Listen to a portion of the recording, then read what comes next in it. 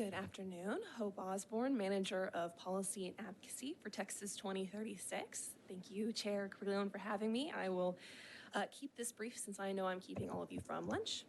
But I'm here to testify on what Texas 2036 believes are recommendations for ensuring long-term investment solutions for IT modernization and cybersecurity. And long and short is continuation of this committee and continuing investment of the fund that you oversee. So some key takeaways are that, yes, $200 million was invested into the Technology Improvement and Modernization Fund, or the TIM Fund, in last summer, 2021, in addition to the $800 million that was dedicated in GR for the 2022-2023 budget.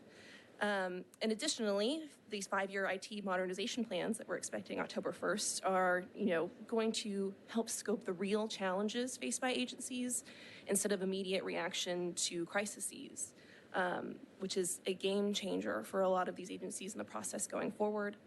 And then lastly, the additional $44 billion budget projection for the 88th legislative session provides a great opportunity to increase money to the TIM Fund, whether that's through GR, unused federal dollars, there's about $3 billion in ARPA funding left over, or the Economic Stabilization Fund, or some other long-term funding vehicle.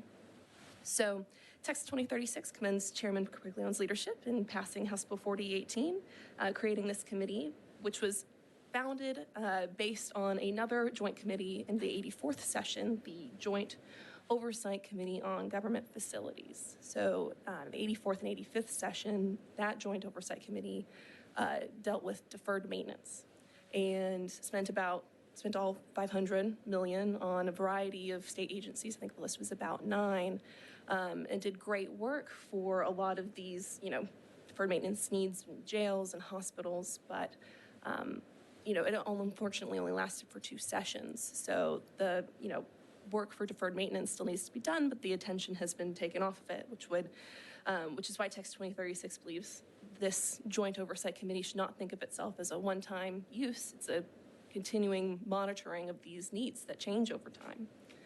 And with the incoming legislature having the largest surplus in state history, there's an opportunity to make these long-lasting changes. So, in past years, we kind of had an ad hoc approach to dealing with a lot of these funds. So, whether it was through LAR or the PCLS, but as y'all have heard from the 2 agencies that testified here, many of these projects take longer than 2 years, and interrupting funding between sessions can put a lot of these projects and agencies in a state of disarray.